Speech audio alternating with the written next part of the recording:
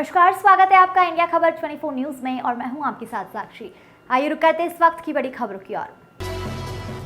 बुधवार को कसरावत कांग्रेस विधायक सचिन यादव टैगोर पार्क में धरनारत कर्मचारियों के बीच पहुंचे और कर्मचारियों की मांग को जायज ठहराते हुए प्रदेश सरकार पर निशाना साधा। विधायक यादव ने कर्मचारियों के बीच कहा कि जिस सहकारिता आंदोलन की शुरुआत उनके पिता स्वर्गीय सुभाष यादव ने सहकारिता मंत्री रहते हुए की थी, उसे भाजपा की सरकार ने पिछले 20 सालों में कुचलने का प्रयास किया है। वे इसे भी निजी हाथों में देना चाहती है, लेकिन हमारे सहकारिता कर्मचारियों ने इस आंदोलन को जारी रखते हुए सहकारिता को नई ऊंचाइयां दी है। स्वर्गीय पिताजी ने सहकारिता को गरीब किसान की सेवा का माध्यम बनाया था, जिसे कर्मचारी आगे बढ़ा रहे हैं। यह मैं आश्वस्त करता हूं कि प्रदेश में हमारी सरकार बनने पर कर्मचारियों की समस्या मांगों का निराकरण करने के लिए हर संभव प्रयास किया जाएगा। इस दौरान सोसाइटी कर्मचारियों ने ग्रेजुटी, सेवानिवृत्त पर शासकीय मदद के साथ ही कैडर बढ़ाने की लंबित मांगों पर ध्यान आकर्षित कराया गया और उन्होंने कहा कि हमें न तो सरकारी कर्मचारी की भांति सुविधाएं मिल रही है और न ही सम्मान दिया जा रहा है। इसी उपेक्षा के चलते हम आंदोलन की राह पकड़ रहे हैं। किसानों को खाद बीज की जरूरत है, सोसाइटियाँ बंद पड़ी हुई है जी।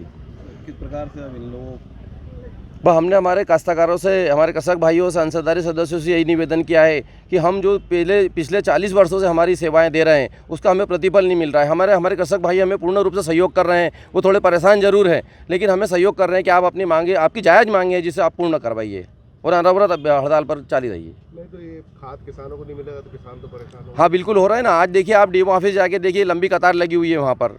परेशान तो हो रहे हैं काश्तकार। क्या नाम है आपका? संजय गुप्ता, खरगोन। सहकारी कर्मचारी जो काम बंद हड़ताल कर रहे हैं, इनके बीच में पहुंचे, आपकी इनसे चर्चा भी हुई, क्या कहना चाहेंगे?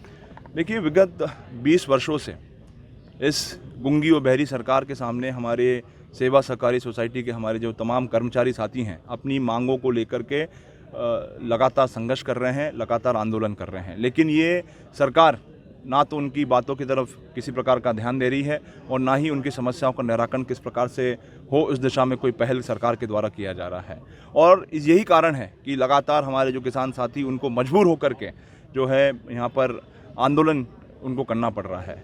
आज हम सभी साथी उनके बीच में यहाँ पर आए हैं और हमने उनको आश्वस्त किया है कि हमारी सरकार बनने के बाद हम इनकी जो तमाम मांगे हैं उन तमाम मांगों को हमारे नेता आदरणीय कमलनाथ जी के साथ में बैठ करके उन सभी समस्याओं को का निराकरण किस प्रकार से हो, हमारे जो सेवा सहकारी सोसाइटी जो कर्मचारी साथी हैं उनकी हितों की रक्षा कैसे हो, इस दिशा में हम तमाम साथी मिलकर के कोशिश और प्रयास करेंगे।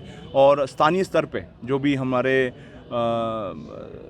साथियों से हो पाएगा हम करेंगे। हमारे नेता आदरणीय अरुण यादव जी के साथ बैठ कर के भी हम चर्चा करेंगे, विचार विमर्श करेंगे और ये प्रयास करेंगे कि हमारे जो सेवा सहकारी सोसाइटी जो कि सीधे हमारे प्रदेश के 75% जो आबादी है, हमारे जो किसान साथी हैं, मजदूर साथी हैं, उनसे जुड़ी हुई संस्था हैं। ये जो शासन की जो महत्वपूर्ण योजनाएं हैं उनका क्रियान्वयन करने की जिम्मेदारी जो हमारी सेवा सहकारी सोसाइटी के साथियों के कर्मचारियों के द्वारा की जाती है, उनके भविष्य और उनके हितों की रक्षा करने का काम जो है हम सब साथी मिलकर के करेंगे। इतना आरोप लगाया कि सरकार जो है सोसाइटी को खत्म करने का प्रयास कर रही है, निजीकरण करने का प्रयास।